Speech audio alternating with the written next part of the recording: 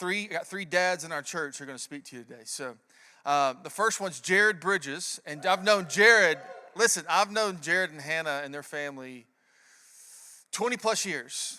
And Jared's wife, Hannah, and Ashley, my wife, were roommates in college. So we go way back.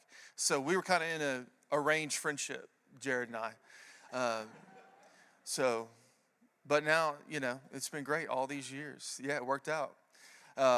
But Jared's an awesome communicator. He has a lot of experience in ministry and business leader. Just a lot of wisdom to give. He's a great dad to 3 kids. And so why don't y'all give it up for Jared. He's going to come speak to us. Oh, you have your own mic. You guys want to hear a story from, yeah. I wasn't planning on starting with this, so I got to hurry. He said, do 10 minutes or less. I'm going to see if I can hit that, but thanks.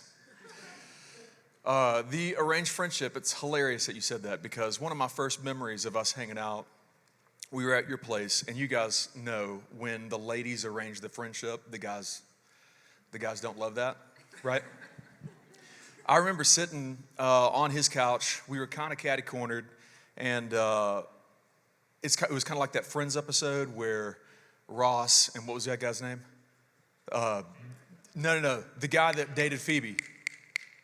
Mike, thank you. Remember when they sit there on the couch, they have nothing to say to each other, and it's super awkward? That's how it started.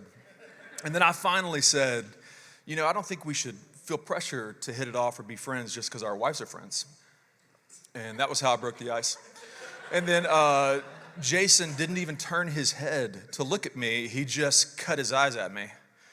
And with zero expression on his face said, I don't feel any pressure. And that was the beginning of a friendship that has been earmarked by brutal honesty, but mutual respect and admiration too, I think. And I'm thankful for you. Everybody has friends in their inner circle that really know you well, know what questions to ask, know what struggles you have. And it's a pretty special thing to attend a church where a friend like that pastors. And so my family's thankful to be here, man, and appreciate the opportunity to speak this morning on Father's Day. Happy Father's Day and good morning. So he mentioned Hannah and Ashley were roommates. Hannah and I have now been married for 19 and a half years, which is wild. Can't believe that. We've got 3 kids. So Liv is 15, almost 16. She'll be a sophomore this fall. Nora, 18 months younger. She'll be a freshman. So I'm stressing out. And my son, he's the preteen, 11 years old. He'll be 12 in December, going into 6th grade. And we work together, Hannah and I. We own and operate a small business in North Fayetteville. And I love telling people that we work together because it gets a really either hot or cold response from people. People every now and then will be really, really happy for me and say something like, man, I wish my wife and I worked together. But much more often, there's a look of horror and shock and assumptions that we're probably fighting all the time. And so since I get that response more often, I feel obligated to tell the room it's going really well. And we like working together, and I'm enjoying it. But it's crazy. It's crazy that we have these 3 kids, each with their own social circles that are inviting them to things all the time, each playing sports, and this business that we can never really ever get away from, even on vacation. You guys know life is really busy. It's so busy. And sometimes I think, how in the world am I supposed to disciple these kids? Can anybody relate with that feeling? How am I supposed to do that? I'm going to build on that tension and make it worse for just a second. Did you guys know that out of all the time fathers spend with their kids, mothers too, out of all the time we spend with them, research shows that 75% of that time is before they're 12 years old? 80 to 85% by the time they're 13. And I'm going to stop at 13 before I make all the moms start crying. But it's a very real tension, and I think all of us can relate to it. By the look on some of your faces, maybe some of you are kind of just realizing that right now. And for some of us, it doesn't feel easy to figure out how to just throw a Bible study together, What curriculum should we be using? Is it the same for my son as it is for my daughters? What about the age gap? How long is it going to take to prepare for this? When are we going to sit down and go over it together? For example, both my girls play club volleyball. So this past year during club volleyball, they had volleyball practice 4 nights a week until 9 p.m., which means they were getting home at 9:30, 4 nights a week. When they were done with volleyball practice, that was when they caught up on homework, okay? So if there was a rare night where they weren't at practice and they were caught up on homework, they wanted to be with who? Their friends, which hurts a little bit, if I'm being honest. But I get it. I remember being their age. I'm just saying, it seems like the statistics I just shared with you, they're very real in my life anyway. So let's look at scripture and turn this message around and start feeling encouraged a little bit. I'm going to read from the Message translation in Deuteronomy chapter 6, verses 5 through 7. It says, love God, your God, with your whole heart. Love him with all that's in you. Love him with all you've got. Write these commandments that I've given you today on your hearts. Get them inside of you, and then get them inside your children. Talk about them wherever you are, sitting at home, walking in the street. Talk about them from the time you get up in the morning to when you fall into bed at night. I love this scripture. I love it because it doesn't paint this picture of us waiting for the stars to align and miraculously get everybody around the dining room table to go through the perfect curriculum that we found or that we asked Grok to give us or whatever. And I'm not saying that we shouldn't be trying to get everybody around the kitchen table and we shouldn't be trying to go through studies together as a family. It's great when you can do that. Like last week, we spontaneously all sat down in the living room and read out of 2 Samuel together. And before you get too impressed with me, I don't remember, honestly, I don't remember the last time we did something like that. It's been a long time. So if I was waiting for the perfect opportunity all the time, I would miss most of my opportunities. And if you think about it, Jesus did both, right? He got up on a hillside in Matthew 5. He gave the Beatitudes, had everybody sitting down and taught. And the rest of the time, he just said, follow me. And wherever he went, wherever he was traveling or eating or the ministry that he was doing, they were just there with him as he was modeling God's character and he was doing the work of his Father. I want to look at that scripture one more time. Specifically the beginning, because it does say that we're supposed to get these commandments inside our children, but before it says that, it starts off with how we've got to love God with our whole heart first. Because you can't give away something that you don't already have, right? Have you ever tried to talk to somebody about baseball that doesn't love baseball? If you tried to talk to Hannah about baseball, that conversation would last 3.5 minutes tops. Tops. Like, Who leads off for the Razorback baseball team? No idea. What position does he play? Who's the SEC player of the year this year? Okay, well, you got one of those.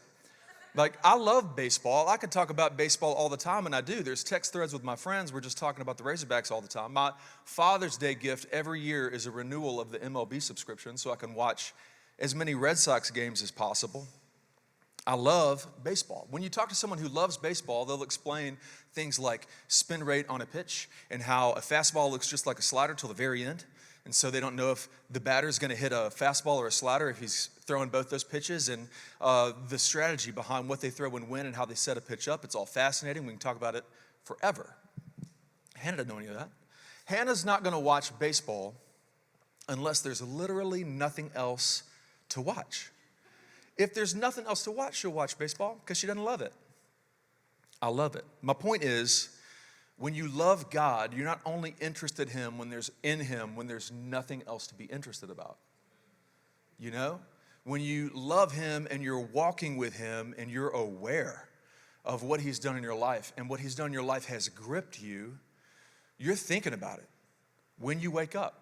You're thinking about how he's loving and he's holy and he's gracious and he's forgiving, and all these attributes, they blow you away.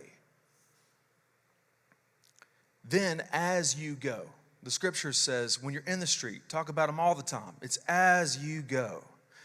Imagine once you have that revelation in your life, even if you would say maybe it felt that way, but you've drifted a little bit, if you spend time with him reflecting on what he's done for you, like Pastor Jason just asked us all to do, it starts influencing us throughout the entire day. And as we're walking down the street, or a better example might be driving down the street, when someone cuts me off, if you're as impatient as I am, then your kid's eyes go wide like my kid's eyes go wide when I decide to maybe just bless that person instead of say what's really going through my head when that happens, right? That's how it plays out. And it's because of the way he has been toward me that makes me want to be that way toward other people. He's sacrificed so much for me. Maybe I can lay down a few things for him. He gave up his life for me. Maybe I could honor him with mine. It's a real thing then. So really what I'm trying to say is I'm just trying to encourage you. If you feel pressure, how am I going to get my kids around the kitchen table? How am I going to come up with the perfect Bible study? I want to relieve you of that. It's great. It's great if you can make that happen. But just draw near to God. Just draw near to God. That moment when I got cut off in traffic, I was taking them to school, might be the only time that I had with my kids that day. Right? But in John, the Gospel of John, chapter 21, verse 25, the author of it wrote, that if they had written down everything that Jesus had done, there weren't enough books in the world to contain it. So don't just sit back waiting for the perfect opportunity. I want to encourage you, draw near to him, be wowed by him. Don't just wait till you're not interested in anything else. Let him grip you, and then as you go, from when you wake up until you go to sleep, you'll be surprised at the amount of opportunities you have to share the truth of God's word with your kids. And that's what I wanted to share. Thank you.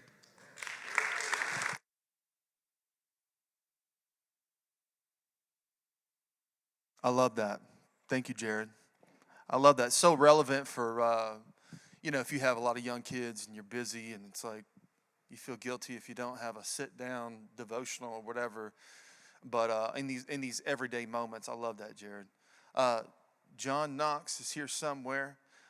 John, where are you at? Come on up here. John, I've only recently gotten to know John. We had a long lunch at Taziki's recently, and got to know him a little bit. And but he's a dad, and he's very encouraging, and he's willing to do whatever around legacy. In fact, even just recently, one of our team leaders had a baby, Ben and Paige, and he stepped up and said, I'll do whatever to make things happen. And so we really appreciate you, and we're excited to hear whatever you want to share. Okay. Give it up for John. You might change your mind. So can everybody hear me okay? All right. So I get to follow Jared. Thanks a lot for setting me up. I'm a Braves fan, but my American League team is Boston. So, I hope they do better. And God bless the Hogs, please. Loss in a double elimination game or single elimination game or double elimination game is pretty rough, but we'll get through it, I hope, and win the whole thing. But my story's not quite as uplifting as yours is. I'm going to give a little bit of a testimony and try to keep it under the time frame, the 11 minutes you gave me. But 9 for me. Thanks, dude. You took a minute off my time. Appreciate it. I love Legacy. Love being here. Like listening to Jason preach. A lot of the things he says just catches me. Some of the little bitty things that he says that just I pay attention to. Particularly the background that so many of us have come from. I grew up in a Christian church, Baptist, Southern Baptist, way down south.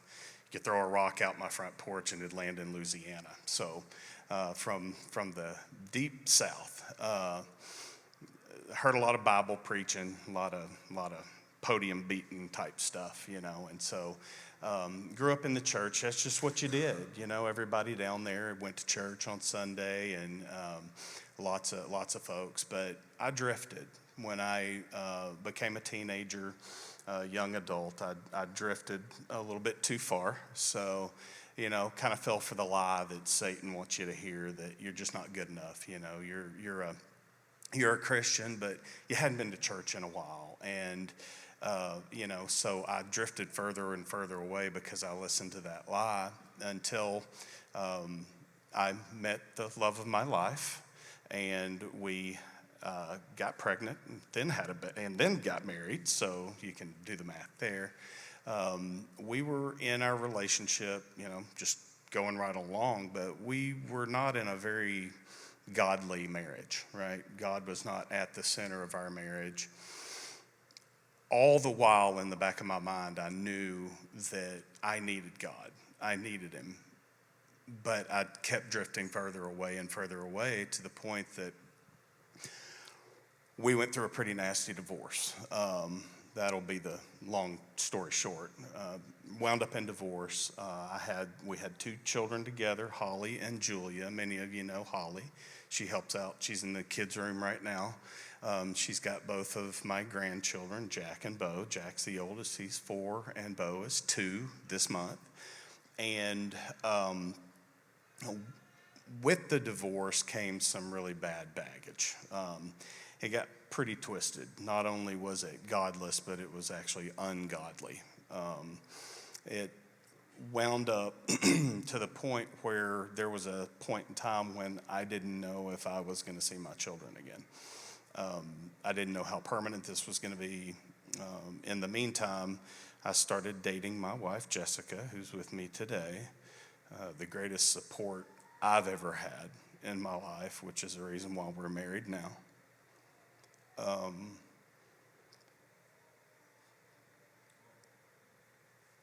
You just don't know what it's like to think you're going to lose your kids.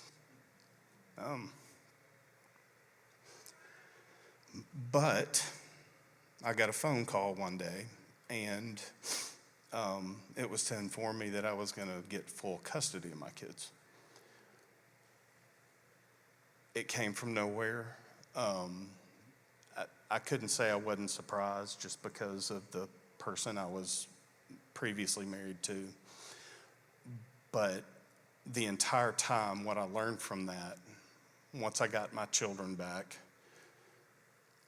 they had a relationship with their mother, but eventually that relationship faded to where that relationship's completely absent now, and Jessica is their mother.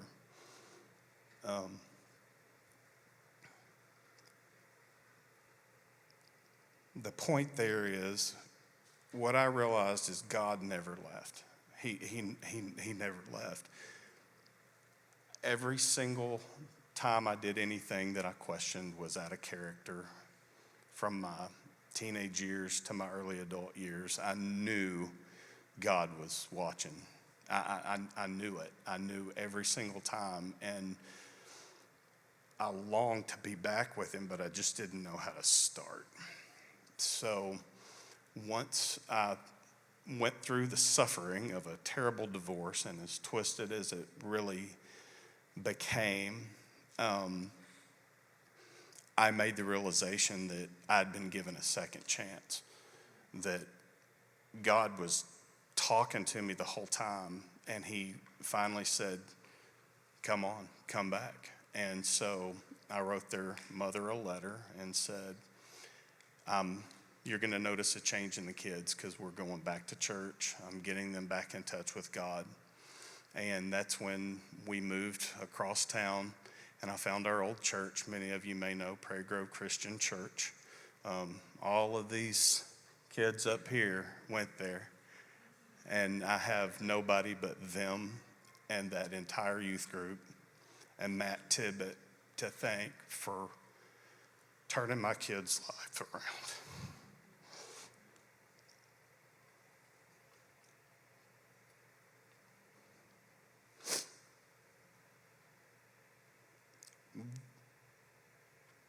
To sit in church with your kids, grown up, after having gone through what they've been through, is a blessing. There's no words. I can't even explain it. And it was all God the whole time. He called me back, and I got right with him. My kids are right with him. My wife is right with God. And I'm thankful for that. I wouldn't be here today if he didn't bail me out. It had nothing to do with me. I just answered the call. And it's a true blessing for people who have a beautiful family that have been together the whole time. There's things going on in the background that you could never imagine, but blessings happen every day. So I'm thankful. I stand here in this church. Then I'm thankful. Jess is happy to be here.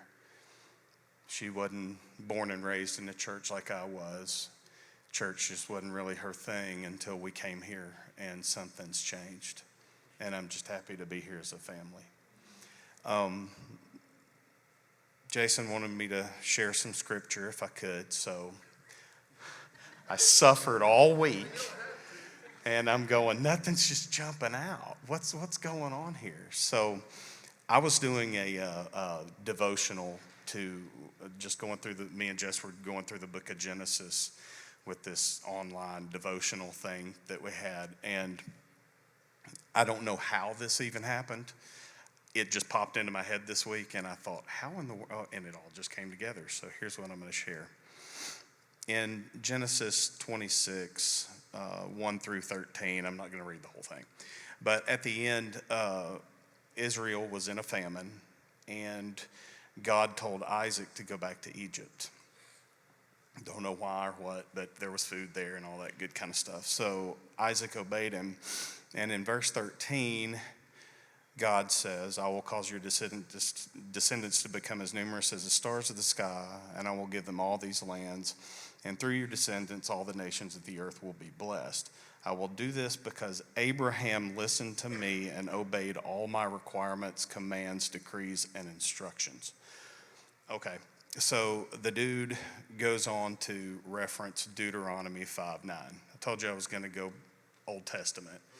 So, a few weeks ago, Jason said something in a sermon about, you don't just open your Bibles to Deuteronomy without, everybody reluctantly does it. But, the Old Testament's there for a reason, right? So this is what Deuteronomy 5:9 says. It's kind of, I'm going to mix it up on you. You shall not bow down to them or worship them, talking about idols from the previous verse. For I, the Lord your God, am a jealous God, punishing the children of the sin of their parents to the third and fourth generation of those who hate me, but showing love to 1,000 generations to those who love me and keep my commandments. Okay, so that's a little bit confusing, right? To the non-believer, it may be, so I don't have a choice in this, right? My parents hated God, so even if I loved God, he wouldn't like me. Doesn't work that way. So Ezekiel 18 elaborates on how God does not do that, okay? So the translation, there's another translation, and I can't remember what other Bible translation there is, talks about the Greek word used here is that God visits the sins of the fathers, okay? So what he does is he checks back in with these generations of people that hate God. He checks back in with those subsequent generations and provides them a way out. And of course, Jesus was the ultimate way out, so they also have a chance as well. But what caught me was the blessings of the generations that love him. I come from a long line of Christian parents and grandparents. Like I said, back in South Arkansas, everybody went to church. My grandparents did, my dad's parents, my mom's parents, their parents before them. And I really honestly think that I was blessed as a child of God. I really honestly think that everything I've been through, God loved me through it all. And then he's passed it on to my children, and I see that in them as well. And now seeing my grandchildren, it's my job to provide that for them as a grandfather. And so, no matter what you've been through, Jesus saves, and I mean that's a fact. And there's always hope. Paul talks about your sufferings. producing perseverance, perseverance, character, and character, hope. And I'm in the hope stage at this point. Hope to me hope is more of a,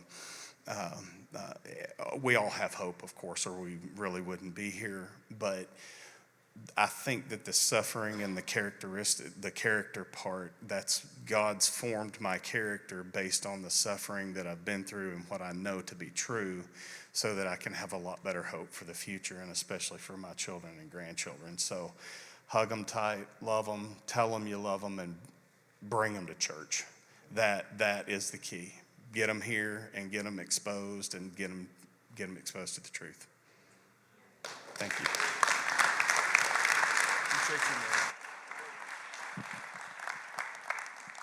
Thanks, John. Thanks for sharing vulnerable and sharing your heart and roasting me about not loving the Old Testament. I love the Old Testament. I don't know what he's talking about. Tim Helder, would you come on up here? Tim is a great man of God, an MOG. And I was the sheriff for a really long time, a community leader, and a great father, great friend. And we actually really prayed for a long time that Tim and Holly would come to our church. And God has answered the prayers of the people. So we all love Tim and Holly, and I'm excited for you to share whatever you're going to share. So give it up for Tim, Brother Tim. Thanks, Jason. Great talks, guys. Jared, when I saw you up here, I thought, that's how I think I look until I look in the mirror. And then John came up. Thanks, John. You and me. It's the old guys, Hey, happy Father's Day, everybody. Holly and I have 3 kids, Nolan, Carly, and Clay. I think most of you know Carly. Nolan and Casey have 5 of our grandchildren. They're in Georgia this week celebrating the graduation of Kane in the Army boot camp. He'll soon be an Army Ranger. He's going through that training. Clay, our middle son, is married to Emily. They just married about a year and a half ago, so no kids on that front yet. And then Carly and Bo, of course, have 3 of our grandchildren, Joey, Ozzy, and Rory. I will preface what I'm going to talk about by saying none of this was perfect along the way. I'm just picking out anecdotal stories just to kind of maybe help, maybe to encourage. I don't know. But I'll promise you this, Holly and I both, upon our kids graduating high school, going off to college, we looked them in the eye and apologized, for just things that we might have got wrong that we thought were right. And because nobody's perfect, and we needed them to hear that. I'd like to reference 1 Peter 5, 2, and 3. Jason will go, you're taking this out of context. I do that a lot to make them apply to my life, so bear with me. Kind of a dad's, husband's calling. But 1 Peter 5, 2, and 3, it says, care for your flock that God has entrusted to you. Watch over it willingly, not grudgingly. Don't lord over them, but lead them by your own good examples. And I think those are great words for a husband and father. And I know it's talking about a pastor, but we can't go there. Our kids, we always refer to them as science experiments. Because we'll get judgy, and, one of us will say something, well, maybe they ought to, and I'll say Holly, or she'll say Tim. We had our science experiments. They have their own. They'll work it out. But we found out at an early age that all of our kids were different.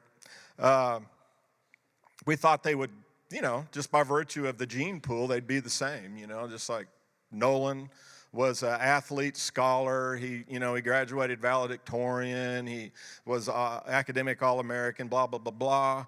And then Clay comes along. Clay wanted to be an athlete. His friends were athletes. Well, I'll tell you just a quick story. Holly, workaholic dad, wasn't home at the time. She was out prepping him for the baseball season. It's probably 7, 8, somewhere in there. And so she starts off as, she's smart, she starts off throwing the ball, and it's a tennis ball, back and forth, tennis ball, back and forth, tennis ball. And he's doing great. He's catching the ball, throwing it back, catching the ball, throwing it back. Holly drops the ball, turns around, and grabs a baseball out of her pocket, and then throws that baseball. And about 3/4 of the way there, Clay goes, and then the ball hits over, and he says, Mom, somebody could get hurt playing this game. True story. And so we knew from that moment on, sports were probably not there. So we always wanted our kids to be involved in something. So Clay drifted to music, to the band. Clay was able to pay for part of his scholarship playing at the University of Trumpet. So it worked out. Carly was a good athlete, but she wasn't in love with a lot of the sports. She played a lot of them because her friends were playing. Until about early junior high age, she found volleyball and really got good. In fact, she was all-state at volleyball. And it wasn't that she could jump over the net, that she could run faster than anybody. She was very teachable, coachable, understood the game, and just, anyway. So 3 kids, very successful, but all in their own way. And we had to figure that out, I'm telling you. When we talk about raising children, for us, I think guys will admit that we're a little different with our boys than we are our daughters. We're kind of gruff. We want our boys to grow up rough and tough, so we grunt at them a lot. We tell them to dust themselves off, stop your crying, get on out there. But what is it about girls that they just melt our hearts? Like a pat of butter in a hot skillet. It's over, right? They just have to do something. They got us right where they want us. Well, that was Carly and I. We worked hard at training our boys how to treat other people, specifically young ladies, when they were out on dates. And we tried to do that by what that verse talked about, being decent examples. Loved on Holly publicly, opened doors for Holly, never a cross word. We waited for Holly to sit down before we ate. All those things that we were trying to teach by example. But with Carly, and I think that with you, when you have a daughter, you feel a sense of responsibility to be overly protective. It's just a dad thing, and it happens. Well, one day, Carly came home from school, and she'd been having a rough time with a boy. I called it harassment, to be honest with you. And I got mad, and so the next time we had an opportunity to be at the school, it was at a football game or something, and I made it a point to go find this kid, this little punk. I found him, and I said, hey, are you the one that's been bugging my daughter? And I looked kind of like you back then. I mean, I was a little bigger, a little more intimidating, and he went, and I said, I want you to knock it off. Do you understand me? Well, he took off. Holly said it wasn't one of my finest moments because he was in kindergarten, but I told him, and he never bothered her again. And it wasn't one of my finest moments, but he never did do that again.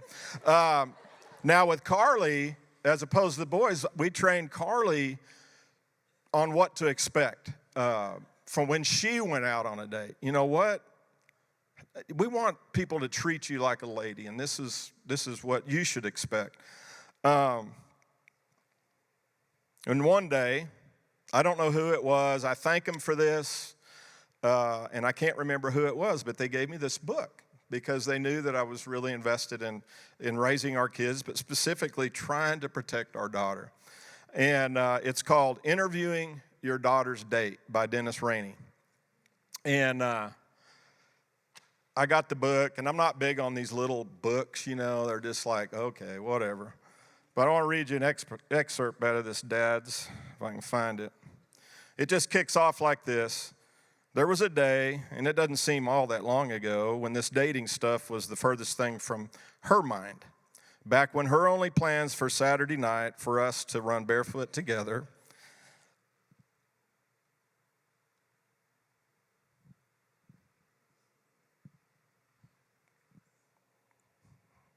Thanks a lot, John. Barefoot together in the mowed grass, playing freeze tag and catching fireflies. And I went, oh boy, this is real. So I read the whole thing, and I committed to doing it, and I put it away somewhere because Carly was still 7 or 8. But I was determined that one day I would do that. So anyway, I perused through it, laid it aside for future reference. I did, however, begin planting the seed that one day I'd be interviewing any and all boys that she was interested in and that were interested in her. Well, time flew by, and suddenly, my little girl was a teenager. And she told me she wanted me to interview a dang boy. And so here we go. So I hustled around, and I looked, and I searched, and I finally found it. And I read through it again, and I highlighted stuff and broke out in a cold sweat. And you know what? I mean, my job for 43 years was in law enforcement, and I've interviewed hundreds, literally hundreds of people, whether it's for job interviews or criminal stuff. I've never been so nervous in my whole life.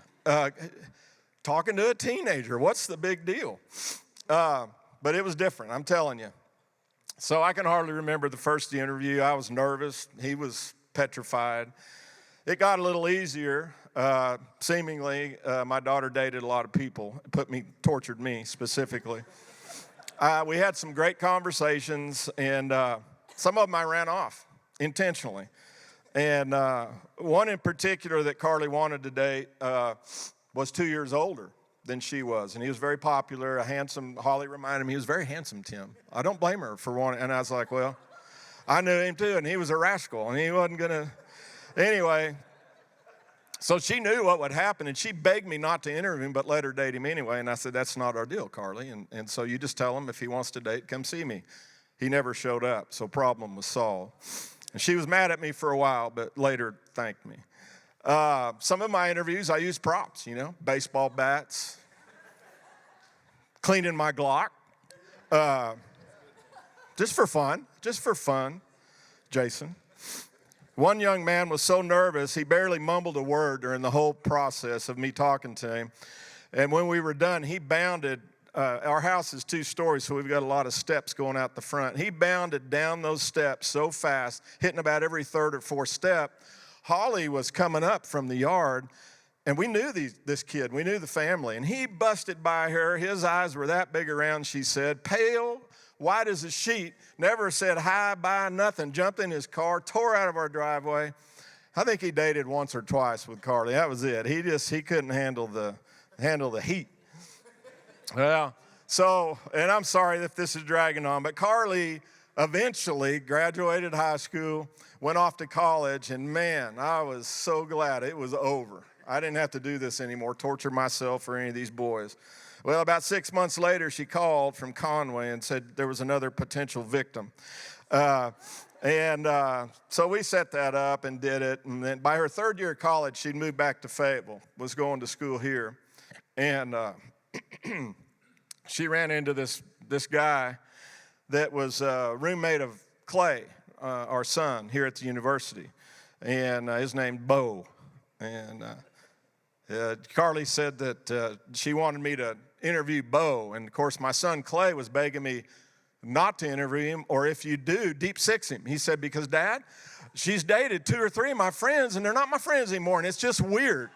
It's just weird for your friend to date your sister, And anyway, I had a great interview with Bo, great time, and as you know, the rest is history. And eventually, Bo asked me for an interview. He wanted to marry that young lady, and it was okay because we'd talked about everything prior to that, so it wasn't awkward, it wasn't hard. The bottom line, dads, is we've been entrusted with shepherding our families, and that means getting our hands dirty when needed.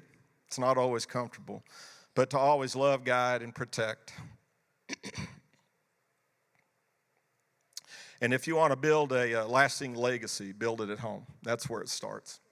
So, dads, I used to challenge my officers with this because I think parenting, being a husband, is it's a calling. And in Ephesians 4, verse 1, Paul is issuing a challenge to the church there because they were falling behind and they weren't doing what they needed to do. And I'm not saying that of you, but I'm saying this to encourage you. I beg of you to stand worthy of your calling. Thank you.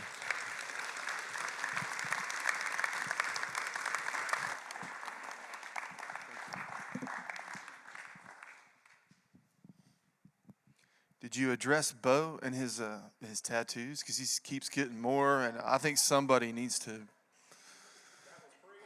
Yeah, I mean that's Old Testament. Hey, thank you, all of you, John, Tim, Jared.